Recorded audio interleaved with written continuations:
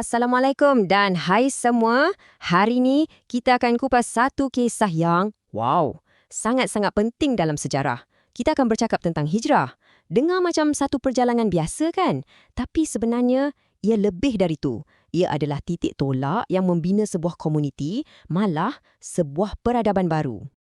Okey, jadi macam mana kita nak faham cerita ni? Senang je. Mula-mula, kita tengok dulu apa yang jadi kat Mekah sampai kena berpindah. Lepas tu, kita ikut adventure perjalanan yang penuh bahaya ni. Kita akan saksikan macam mana asas pertama komuniti dibina, lihat permulaan baru di Madinah, dan akhir sekali, kita akan faham apa legasi besar yang ditinggalkan. Dah sedia? Jom! Baiklah, kita mulakan dengan bahagian pertama, situasi yang dah tak boleh tahan.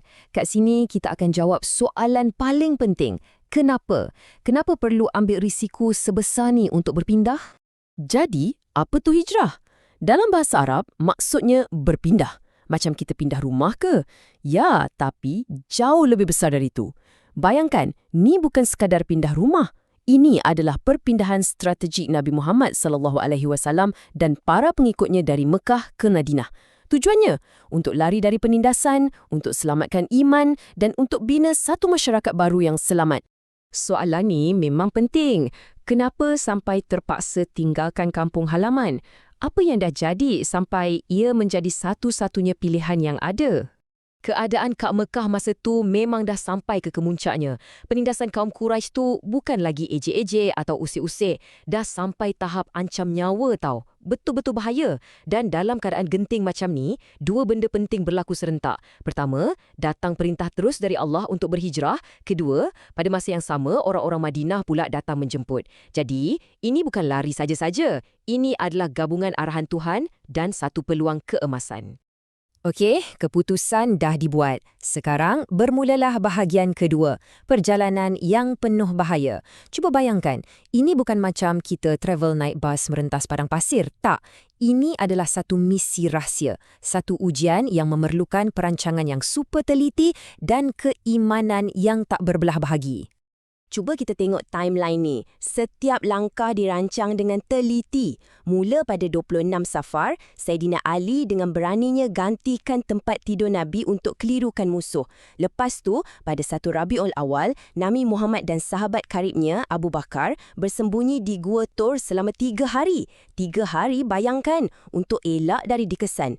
Perjalanan diteruskan sampailah mereka tiba di Kuba pada 8 Rabiul Awal dan kemuncaknya pada 12 Rabiul Awal mereka tiba di Madinah dan disambut dengan sangat meriah.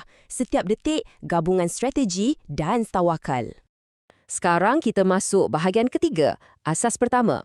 Walaupun mereka berhenti sekejap je di Kuba, tapi perhentian ni sangat-sangat penting. Ia adalah tapak pertama untuk membina komuniti baru. Dan benda pertama yang Nabi buat bila sampai di Kuba tu apa? Bukan rehat, bukan cari makan dulu, tapi membina Masjid Kuba. Inilah masjid pertama dalam sejarah Islam. Satu simbol yang sangat jelas, asas masyarakat baru ni mestilah berteraskan iman dan perpaduan. Okey, jom kita teruskan ke bahagian 4, permulaan baru di Madinah. Akhirnya mereka selamat sampai. Ini bukan sahaja penamat sebuah perjalanan, tapi permulaan satu model masyarakat yang sangat istimewa. Ada satu cerita menarik bila Nabi sampai di Madinah. Semua orang berebut nak jemput Nabi tinggal dengan mereka. Jadi, untuk adil, Nabi kata, biar unta saya yang pilih. Mana unta ni berhenti, kat situlah kita bina pusat komuniti. Dan betul, unta tu berhenti kat satu kawasan. Dan di situlah Masjid Nabawi, jantung komuniti baru, dibina. Hebat kan? Di Madinah ada 2 kumpulan utama. Pertama, Muhajirin, mereka yang berhijrah dari Mekah tinggalkan semua harta benda. Kedua, Ansar, penduduk asal Madinah yang menyambut mereka. Apa yang Nabi buat? Sesuatu yang luar biasa. Baginda mempersaudarakan mereka. Seorang Muhajirin dipadankan dengan seorang Ansar. Mereka jadi macam adik-beradik, berkongsi segalanya. Ini mencipta satu ikatan yang lebih kuat daripada ikatan darah. Baik, sekarang kita tengok gambaran besarnya. Bahagian terakhir, legasi hijrah. Apa kesannya sampai ke hari ini? Macam mana satu perjalanan ni boleh ubah dunia? Kesannya sangat besar. Dengan adanya base baru yang aman di Madinah, Islam dapat tersebar dengan damai. Sebuah komuniti Muslim yang kuat dan bersatu pun terbentuk. Malah, Madinah menjadi negara Islam yang pertama. Dan kesan yang paling kita rasa sampai sekarang, kalender Hijri yang kita guna tu, ia bermula dari peristiwa inilah, tahun 1 Hijrah. Hebat kan? Jadi, apa yang boleh kita belajar dari semua ni? Ada 4 benda penting. 1. Keberanian untuk berubah jadi lebih baik. 2. Bijak merancang. Iman tu penting, tapi strategi pun kena ada. 3. Sabar, kena tabah hadapi cabaran. Dan 4. Yang paling penting, kekuatan komuniti. Kita perlukan satu sama lain.